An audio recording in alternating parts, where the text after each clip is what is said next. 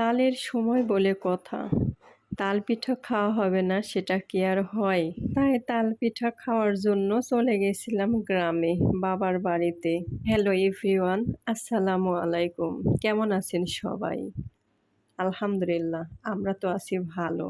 যদিও ঠান্ডাটা সম্পূর্ণ ভালো হয় নাই, তারপরে আলহামদুলিল্লাহ। তো আমি পিঠাটা বানাবো কিন্তু সেই রাত্রিবেলা। তো পিঠা বানানোর জন্য যা, যা উপকরণ সেগুলো আমি সামনে নিয়ে নিয়েছি। দেখেছেন ১ম এ আমি আটার ভিতরে কিছু কালো জিরা দিয়ে দিয়েছিলাম। কালো জিরা দেওয়ার একটাই কারণ মানে তালের বড়া বলে কথা। আ এটা হজমের জন্য খুব উপকার হবে। তো এখানে আমি কিছু নারিকেলও এড করেছি আর উপরে চিনি দিয়েছি। তাছাড়া এখন সেই তাল আগে থেকে গুলিয়ে রেখেছিল মা। তো সেটা বের করে পরিমাপ মতো দিয়ে দেওয়া হচ্ছে আটার উপরে। মানে যেটুকু লাগবে সেটুকুই দেওয়া হচ্ছে। বেশি পড়লে আবার তিতো লাগতে পারে।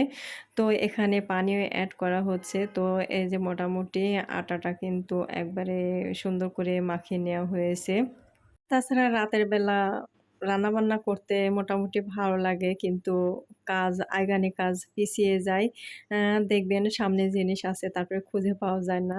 তো যাই হোক এদিক দিয়ে আমি চুলাটা কিন্তু জ্বালিয়ে দিয়েছি। কড়াইয়ের মধ্যে পরিমাপ মতো তেল নিয়েছি এবং সে আটাটা ছোট, ছোট করে আমি পিঠার ডোটা আমি তেলের ভিতর দিয়ে দিচ্ছি। বেশি বড় করব না, ছোট, ছোট করব আর মচমচে করব। রাতের বেলা গ্রামগঞ্জে সবাই একসঙ্গে খাওয়া-দাওয়া বলেন না আনন্দ বলেন সবটাই কিন্তু ভালো লাগে। আর সাইড দিয়ে ঝিঁঝি পোকাগুলা এত সুন্দর করে ঝিঁঝি করছে, শুনতে এতটাই ভালো লাগছে কি বলবো। ওদের আওয়াজে মনে পড়ে গেল সেই ছোটবেলার কথা। দেখা যাচ্ছে যে ঝিঁঝি পোকা যে গর্তের মধ্যে শব্দ করে সেখানে অনেকে ছোট, ছোট বাচ্চারা পানি ঢেলে দেয় আর পোকাগুলো সুন্দর করে বের হয়ে চলে যায়। তো সে দৃশ্যগুলা আর কি ভোলার মতো না। এদিক দিয়ে চুলার জাল কিন্তু আমি মিডিয়াম করে রেখে বড়াগুলো ভেজে নিচ্ছি। জালটা যদি জোরে দিই তাহলে বড়াগুলো পুড়ে কালো হয়ে যাবে। একটা কালার সে কালারটা আর আসবে না। আর মানে খাইতেও ভালো লাগবে না, তিতো, তিতো লাগবে। তো যাই হোক সবকিছু মিলে অনেক সময় নিয়ে কিন্তু এই বড়াগুলো ভাজা হয়েছে। আপনাদের কার, কার ভালো লাগে তালের বড়া?